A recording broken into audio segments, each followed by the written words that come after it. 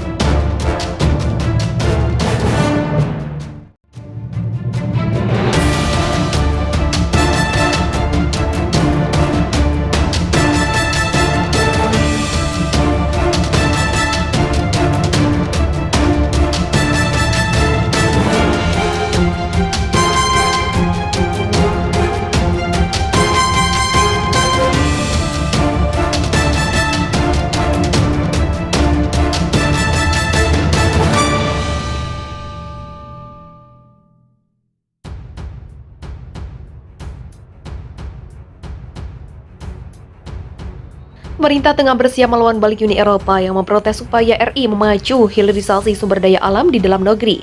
Economic Institute for Development of Economics and Finance pun merekomendasikan strategi menghadapi sikap UE tersebut, menunda liberalisasi pasar domestik untuk produk Uni Eropa. Demikian rekomendasi Indef dikutip dari skenario putusan WTO RIT 2 dan respon pemerintah Indonesia Jumat 24 Februari. Sebagian mungkin mengatakan hal tersebut sebagai retaliasi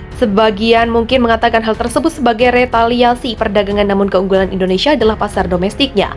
Ini tidak boleh diserahkan tanpa perlawanan terhadap komoditas strategis seperti kelapa sawit, nikel, dan besi, tulis Indef. Apalagi perundingan Indonesia-Eropa Union Comprehensive Partnership Agreement kini tengah berlangsung. Seperti diketahui, Indonesia tengah menghadapi gugatan UE atas pelarangan ekspor biji nikel di Organisasi Perdagangan Dunia atau World Trade Organization. Di sisi lain, Indonesia pun tengah menggugat UE atas kebijakan tinggi Renewable Energy Directive 2 Indirect Land Use Gas yang menempatkan sawit RI masuk kategori berisiko tinggi. Disebutkan jika putusan Badan Sengketa WTO mengabulkan gugatan Indonesia akan jadi insentif bagi produksi biodiesel karena pasar UE yang besar.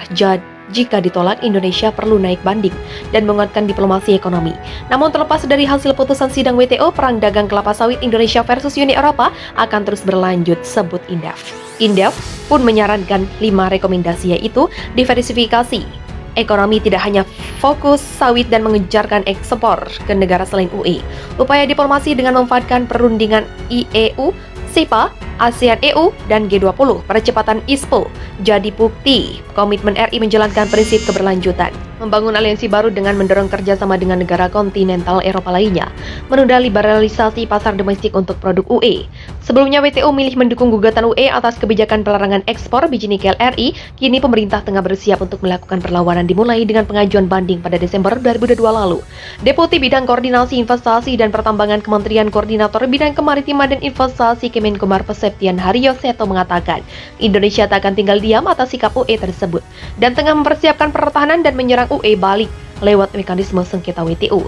Sementara itu, pemerintah juga tengah mengajukan permintaan konsultasi ke Badan Sengketa WTO pada 24 Januari 2023 lalu, memprotes kebijakan UE yang mengenakan biaya masuk anti-dumping dan biaya masuk imbalan countervailing duty atas stainless steel cold-rolled flat products asal Indonesia.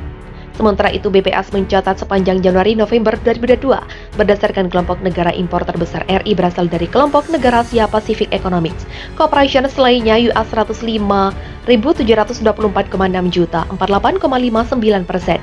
ASEAN sebesar US 46.361,2 juta, 21,31%. North American Free Trade Agreement US 13.677,2 juta, 6,29%. Uni Eropa US 10.446,9 juta, 4,80%. Kelompok negara lainnya berkontribusi US 41.374,1 juta, 19,1%.